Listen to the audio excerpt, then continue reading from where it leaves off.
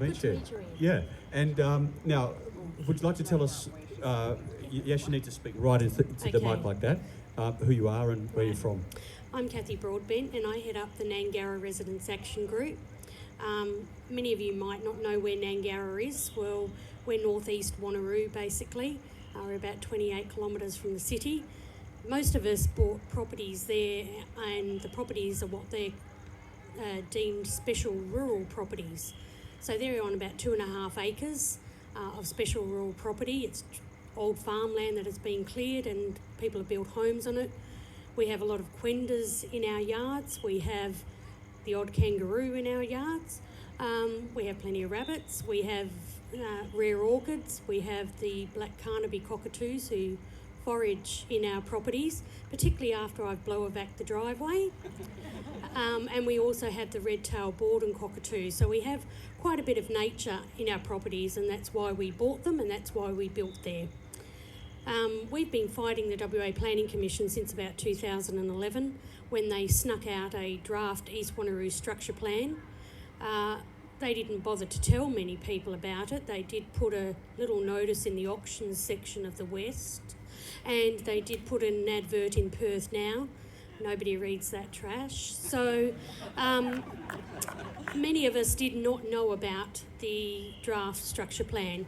By the time some of us, or most of us, found out, the submission process had 2 weeks to go before it closed.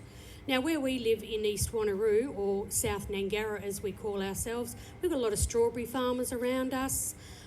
We've also got a very large migrant population who are strawberry farmers and other types of farmers, and English is not their first language. So they would not have read the auction section in the West, and they certainly wouldn't have read Perth Now. Something as simple as a letter, i.e. stamp and put it in the post, would have got most people's attention, and there was not a huge number of us whereby it was going to bankrupt the council or the state to send out a letter.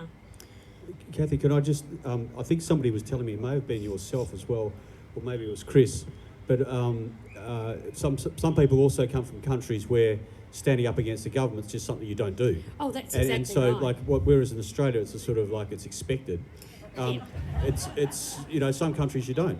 And in fact, even in Australia, there's a lot of self-censorship going on. A lot of people wanted to speak tonight, and for good reason, and no judgment here at all, but said, well, gee, I don't know if I want to because, it's going to upset the government. And so, this speaking up is something that's really, we've got to be loud and proud with these sort of things. But if you've got a community that's not used to it, it makes it doubly harder.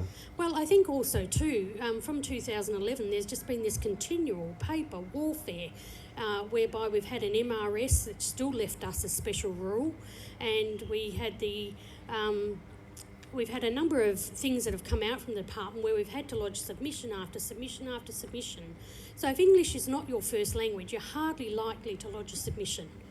Secondly, we had some silly things happening with submissions. For example, my neighbours have 2 adults and 2 young children, yet there were 7 submissions that come from their home of people who purported to live in Gnangara. So the WA Planning Commission obviously just ticked a box, yes, therefore, against.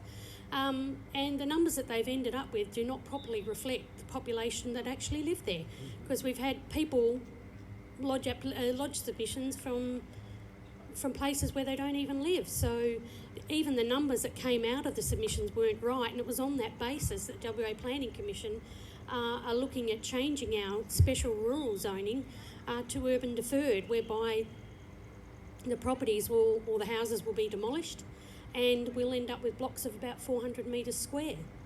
We'll have no quendas, we'll have no kangaroos, we'll have no orchids, we'll have all of that stuff will be gone. No Carnabys. And what about where's your council with this? What's the story with your council? The City of Wanneroo have been missing in action through the whole process. The City of Wanneroo have responded to the document, and their view is we have responded to the submissions just like you have. My argument is that the City of Wanneroo is meant to represent the residents of Wanneroo, but the City of Wanneroo hasn't even surveyed its residents. So it's responding on behalf of residents, but it doesn't even know what the residents want because it's never asked. Instead, it's allowed the WA Planning Commission to do the research by submission process, or paper warfare as we call, and the council had just been totally silent on it. We've had very little support from the council, if any, and in fact some of our elected members couldn't even tell you what the issue was.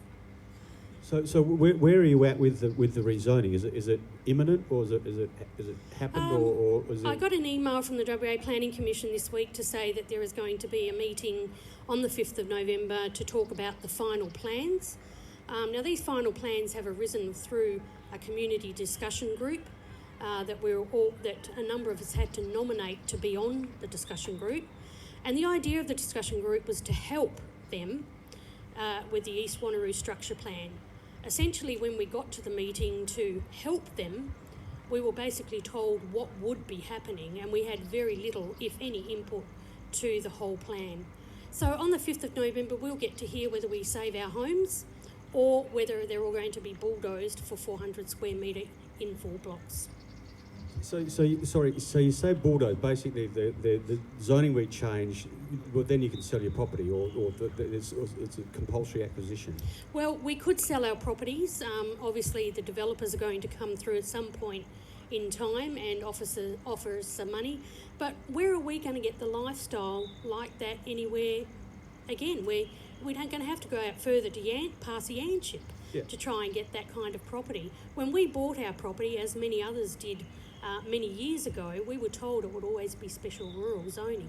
And the other thing too, I guess, you might end up in a situation which we just heard Nikki tell us about earlier, where the developer buys up most of the land, and someone says, well, I'm not selling, and then that becomes a public open space. Yep, essentially that is quite likely what will happen.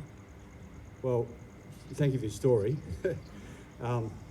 I don't quite know what to say, to be honest. There's nothing else you can say. We've just got to keep fighting. Part of the yeah.